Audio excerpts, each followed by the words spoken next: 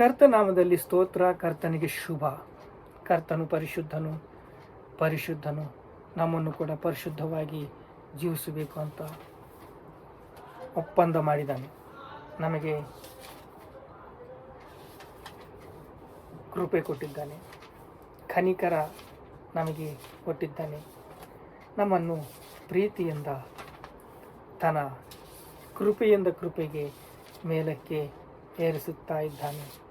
ಕೀರ್ತನೆಗಳು 144ನೇ ಕೀರ್ತನೆಯಲ್ಲಿ ನಾವು ಓದಿಕೊಳ್ಳೋದು ಬಹು ಪ್ರಾಮುಖ್ಯವಾದ ಅಂಶ. ನಾವು 144ನೇ ಕೀರ್ತನೆ, ನನ್ನ ಶರಣನಾದ ಯೆಹೋವನು ಕೊಂಡಾಟವಾಗಲಿ. ದೇವರಿಗೆ ಸ್ತೋತ್ರ, ಸ್ತುತಿ, ಮಹಿಮೆ, ಘನತ. ದೇವರನ್ನು ಸ್ತುತಿಸುವುದು ಶೋಭಸ್ಕಾರ, ನೀತಿವಂತರಿಗೆ ಶೋಭಸ್ಕಾರ. ಯೇಸು ಕ್ರಿಸ್ತನ ನಾಮ ಮಹಿಮೆ ಪಡಿಸೋದು. ನನ್ನ ಶರಣನಾದ ಯೆಹೋವನಿಗೆ ಕೊಂಡಾಟವಾಗಲಿ. ಆತನು ನನ್ನ ಕೈಗಳಿಗೆ ಯುದ್ಧ ವಿದ್ಯೆಯನ್ನು ನನ್ನ ಬೆರಳುಗಳಿಗೆ ಕಾಲುಗಳಿಗೆ ಕಲಿಸಿದ್ದಾನೆ. ನನ್ನ ಪ್ರೀತಿಯು, ನನ್ನ ಕೋಟೆಯು, ನನ್ನ ದುರ್ಗವು, ನನ್ನ ರಕ್ಷಕನು, ನನ್ನ ಗುರುರಾಣಿಯು, ನನ್ನ ಆಶ್ರಯವು, ನನಗೆ ಜಯವನ್ನು ನನಗೆ ಆಧೀನ ಮಾಡುವವನು ಆತನೇ. ನಾವು ಯುದ್ಧ ಮಾಡಬೇಕು. ಯಾರ ಜೊತೆಗೆ ಮಾಡಬೇಕು? ಯಾರ ಸಂಗಡ ನಾವು ಯುದ್ಧ ಮಾಡಬೇಕು? ಯಾರ ಸಂಗಡ ನಾವು ಯುದ್ಧ ಮಾಡಬೇಕು? ನಮ್ಮ ಪ್ರತ್ಯರ್ಥಿ ಯಾರು? ನಮ್ಮ ಎದುರಿಗೆ ನಿಲ್ಲವರು ಯಾರು? ಆ ಅಂದಿನ ಕಾಲದಲ್ಲಿ ಗೊಲಿಯಾತ್ ಎಂಬವನು ಯುದ್ಧ ಮಾಡಿದ್ದಾನೆ. ಯಾರು? ದಾವೀದನು. ಈಗ ನಮ್ಮ ಪ್ರತ್ಯರ್ಥಿ ಯಾರು? ಎಫೆಸದವರ ಬರೆದ ಪತ್ರಿಕೆ 6ನೇ ಅಧ್ಯಾಯ 10ನೇ ವಚನ ನೋಡಿದರೆ ನಾವು ಹೋರಾಡುತ್ತಿರುವುದು ಆಕಾಶ ದುರಾತ್ಮ ಸಮೂಹಗಳ ಮೇಲಿಂದ, ದುಷ್ಟ ಶಕ್ತಿಗಳಿಂದ, ಅಪವಿತ್ರ ಶಕ್ತಿಗಳಿಂದ, ಅಂಧಕಾರ ಕ್ರಿಯೆಗಳ ಶಕ್ತಿಗಳಿಂದ ನಾವು ಯುದ್ಧ ಮಾಡ್ತಾ ಇದ್ದೀವಿ. ಈ ಲೋಕನಾಥನಿಂದ, ಈ ಲೋಕಕ್ಕೆ ಒಬ್ಬನು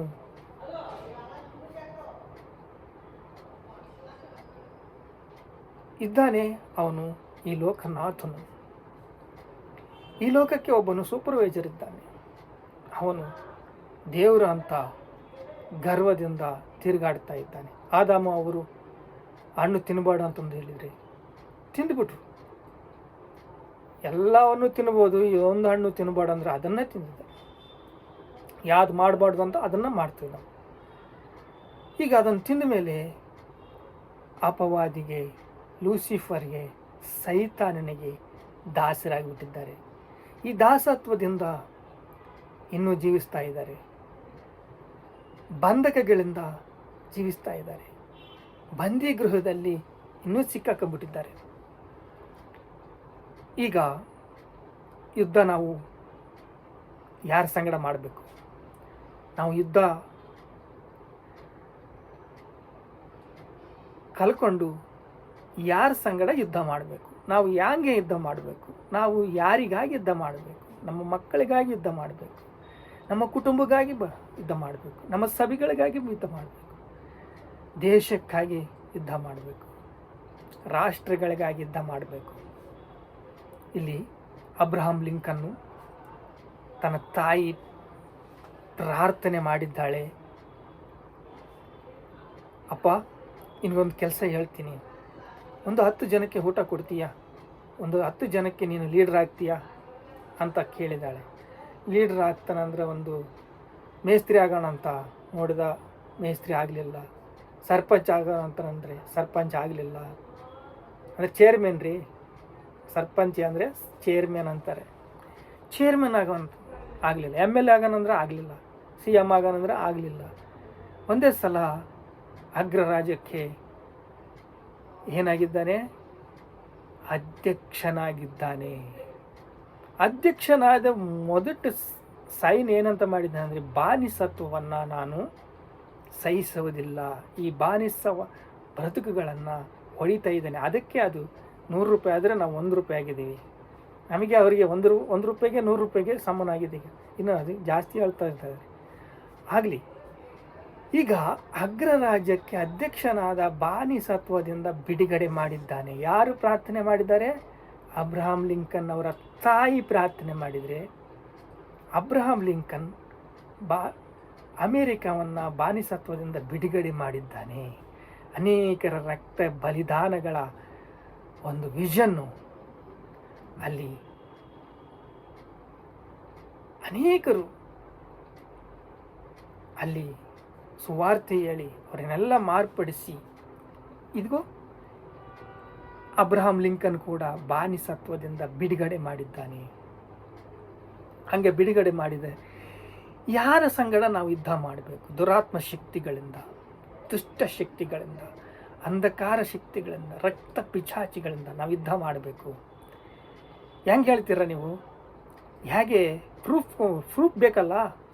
ಮಾರ್ಕ್ ಸುವಾರ್ತ 9ನೇ ಅಧ್ಯಾಯ 17ನೇ ವಚನ ನಾವು ಓದ್ಕೊಂಡ್ರೆ, ಮೂಗ ದೆವ್ವ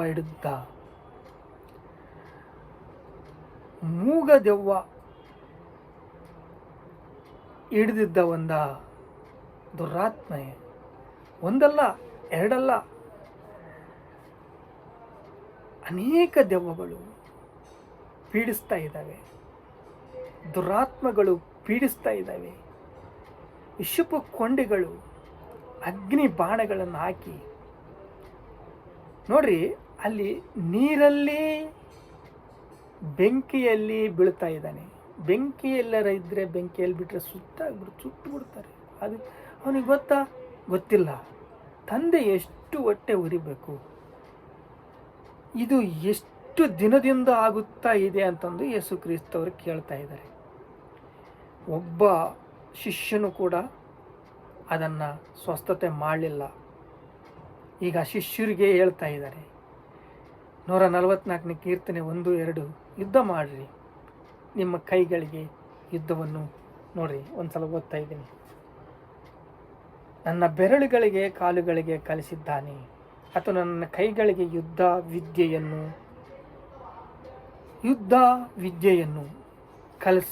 ಕಲಿಸಿದ್ದಾನೆ. ಯುದ್ಧ ಮಾಡಬೇಕು ನಾವು. ಯಾರ ಸಂಗಡ ಯುದ್ಧ ಮಾಡಬೇಕಂದ್ರೆ ದುರಾತ್ಮಗಳ ಸಂಗಡ. ಶಿಷ್ಯರು ಸ್ವಸ್ಥತೆ ಮಾಡಲಿಲ್ಲ. ಶಿಸ್ತನ್ನು ಕೇಳ್ಕೊಂಡಿದ್ದೀನಿ, ಆಗಿಲ್ಲ.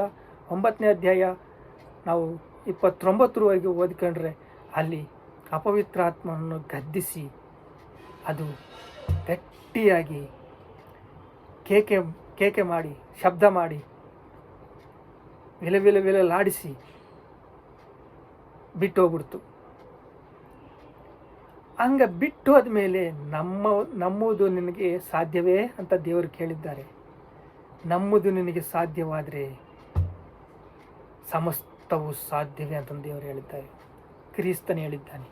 ಈಗ ಬಲಗಡೆಯಲ್ಲಿ ಕೂತು ನಮಗೋಗಿ ಪ್ರಾರ್ಥನೆ ಮಾಡ್ತಾ ಇದ್ದಾನೆ, ಯುದ್ಧ ಕಲೀರಿ.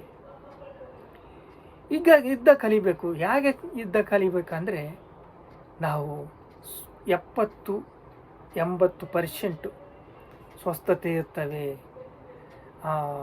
ಇಷ್ಟು ಅಂತಂದು ಬಿಡಿಸ್ಬಿಡ್ತಾರೆ, ಸ್ವಸ್ಥತೆ ಮಾಡ್ತಾರೆ. ಇವೆಲ್ಲ ಕೂಡ ಯುದ್ಧದಲ್ಲಿ 100% ಏನಂದರೆ, ವಾಕ್ಯವು ಹೃದಯದಲ್ಲಿ ಬೀಳಬೇಕು. ಈ ವಾಕ್ಯವು ಬಿದ್ದ ತಕ್ಷಣ ಪಶ್ಚಾತ್ತಾಪ ಪಡಬೇಕು, ರಕ್ಷಣೆ ಹೊಂದಬೇಕು. ಈ ಶರೀರವು ನಾವು ಸತ್ತರೆ ಈ ಶರೀರವು ಮಣ್ಣಾಗುತ್ತೆ, ಆದರೆ ಆತ್ಮ ದೇವರ ಹತ್ರಕ್ಕೆ ಹೋಗುತ್ತೆ. ಪರಲೋಕದಲ್ಲಿ ಯುಗಗಳು ದೇವರ ಹತ್ರ ಇರ್ತೀವಿ. ಈ ಆತ್ಮಕ್ಕೆ ಸಾವಿಲ್ಲ. ಈ ಆತ್ಮ ಜಯಿಸೋವನು ಮಾತ್ರ. ಈ ದೆವ್ವಗಳ ಬಿಡಿಸೋದು, ದುಷ್ಟಶಕ್ತಿಗಳು ಬಿಡಿಸೋದು, ಬಂಧಕಗಳು ಬಿಡಿಸೋದು, ಕೇಡಿನ ಬಂಧಕಗಳು ಬಿಡಿಸೋದು, ಅಗ್ನಿಕೊಂಡಿಗಳು ವಿಷ ಬರುತ್ತಲ್ಲ ಚೌಳುಗಳಲ್ಲಿ, ಹಾವುಗಳಲ್ಲಿ, ಈ ವಿಷಯವನ್ನು ಕುಟುಂಬ ಎಲ್ಲ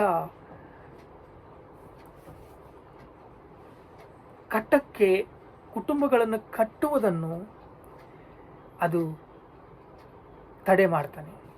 ಯಾಕೆಂದರೆ ಅವು ಅನುಮಾನ, ಗಂಡದ ಮೇಲೆ ಅನುಮಾನ, ಹೆಂಡತಿ ಮೇಲೆ ಅನುಮಾನ. ಈ ಅನುಮಾನ ವಿಷದ ಬೀಜ ಹಾಕಿ ಆ ಗಂಡ ಹೆಂಡತಿಗೆ ಸಮಾಧಾನ ಇರಲ್ಲ, ಶಾಂತಿ ಇರಲ್ಲ. ಹೀಗೆ ಆ ಹುಡುಗನನ್ನು ಎಷ್ಟು ವಿಲವಿಲಲಾಡಿಸಿದಂದರೆ ಅಲ್ಲಿ ಸ್ವಸ್ಥತೆ ಮಾಡಿದ ದೇವರು. ಅಲ್ಲಿ ಸ್ವಸ್ಥತೆ ಮಾಡಿದ ಮೇಲೆ ನೋಡ್ರಿ, ಆ ದೆವ್ವ ಬಿಟ್ಟು ಆದಮೇಲೆ ಆ ದೆವ್ವನ ಸಂಗಡ ಯೇಸು ಕ್ರಿಸ್ತನು ಮಾತಾಡ್ತಾ ಇದ್ದಾನೆ. ನಾವು ಯುದ್ಧ ಕಲ್ಕೋಬೇಕು. ಯಾಕೆ ಕಲ್ಕೋಬೇಕಂದ್ರೆ ದೆವ್ವರ ಸಂಗಡ, ದುಷ್ಟ ಶಕ್ತಿಗಳ ಸಂಗಡ, ದುರಾತ್ಮ ಶಕ್ತಿಗಳ ಸಂಗಡ, ರಕ್ತ ಪಿಚಾಚಿಗಳ ಸಂಗಡ ಮಾತಾಡ್ಬೋದು. ಅವು ಮನುಷ್ಯರಲ್ಲಿ ಹೊಕ್ಕಿ ಅವರನ್ನು ಪೀಡಿಸಿ ಅವರನ್ನು ಪತನ ಮಾಡಬೇಕು. ಆ ಆತ್ಮವನ್ನು ಹಿಡ್ಕೊಂಡು ಹೋಗಬೇಕು, ನರಕಕ್ಕೆ ಕರ್ಕೊಂಡು ಹೋಗಬೇಕು. ಇದು ಲೂಸಿಫರ್, ಸೈತಾನ ಆಲೋಚನೆ. ಈ ಆಲೋಚನೆಯಿಂದ ನಾವು ಎಲ್ಲ ಯುದ್ಧ ಮಾಡೋದು ಕಲ್ಕೋಬೇಕು. ಯುದ್ಧ ಕಲ್ಕೊಂಡಾಗ ನಮ್ಮ ಕಾಲಿಗಳಿಗೆ, ಕೈಗಳಿಗೆ ವಿದ್ಯಾ ಯುದ್ಧ ಕಲಿಸ್ತಾ ಇದ್ದಾನೆ. ಈಗ ಆ ಯುದ್ಧ ಕಲ್ಕೊಂಡಕ್ಕೆ ಅಲ್ಲ ಅಬ್ರಹಾಂ ಅವರಮ್ಮ ಪ್ರಾರ್ಥನೆ ಮಾಡಿದರೆ ಇಡೀ ಅಗ್ರರಾಜ್ಯವನ್ನು, ಅಮೇರಿಕ ರಾಜ್ಯವನ್ನು ಅಧ್ಯಕ್ಷ ಪದವಿ ಅಬ್ರಹಾಂ ಲಿಂಕನ್ ಬಾನಿಸತ್ವವನ್ನು ಬಿಡುಗಡೆ ಮಾಡಿದ್ದಾನೆ. ನಾವು ಬಿಡುಗಡೆ ಮಾಡಬೇಕು. ನಾವು ದುರಾತ್ಮಗಳಿಂದ ಬಿಡುಗಡೆ ಮಾಡಬೇಕು, ದುಷ್ಟಶಕ್ತಿಗಳಿಂದ ಬಿಡುಗಡೆ ಮಾಡಬೇಕು, ಅಂಧಕಾರ ಶಕ್ತಿಗಳಿಂದ ಬಿಡುಗಡೆ ಮಾಡಬೇಕು. ನಾವು ಯುದ್ಧ ಮಾಡಬೇಕು, ನಾವು ಬಿಡುಗಡೆ ಮಾಡಬೇಕು. ಎಲ್ಲರನ್ನು ಬಿಡುಗಡೆ ಮಾಡಿಸಿ ಸತ್ಯ ಸ್ವರೂಪನಾದ ಆತ್ಮ ನಮ್ಮಲ್ಲಿ ನೆಲೆಗೊಳ್ಳಬೇಕು. ಎಲ್ಲರಿಗೆ ಶಾಂತಿ ಬರಬೇಕು. ಕೃಪೆ, ದಯೆ, ಕನಿಕರ ಅವ್ರ ಮೇಲೆ ಇರಬೇಕು. ಆಶೀರ್ವಾದ ಇರಬೇಕು. ದೇವರ ಆಶೀರ್ವಾದ ಇರಬೇಕು. ದೇವರ ಶಾಂತಿ ಸಮಾಧಾನಗಳು ಎಲ್ಲರ ಮೇಲೆ ಇರಬೇಕು. ಆದರೆ ನಾವು ಏನು ಮಾಡಬೇಕಂದ್ರೆ ಯುದ್ಧ ಮಾಡಬೇಕು, ಪ್ರಾರ್ಥನೆ ಮಾಡಬೇಕು. ಹೇಗೆ ಯುದ್ಧ ಮಾಡಬೇಕು? ಯಾರ ಸಂಗಡ ಯುದ್ಧ ಮಾಡಬೇಕು ಗೊತ್ತಾಯ್ತಲ್ಲ?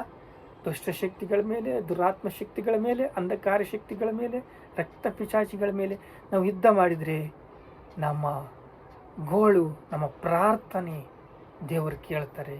ನಮಗೆ ಬಲ ಕೊಡ್ತಾರೆ. ಶತ್ರು ಬಲದ ಮೇಲೆ ಅಲ್ಲದ ಮೇಲೆ ಅಧಿಕಾರ ಕೊಡ್ತಾರೆ. ನಾವು ಜಯಿಸ್ತೀವಿ. ಅಬ್ರಹಾಂ ಲಿಂಕನ್ ಜಯಿಸಿದ್ದಾನೆ, ನಾವು ಜಯಿಸ್ತೀವಿ.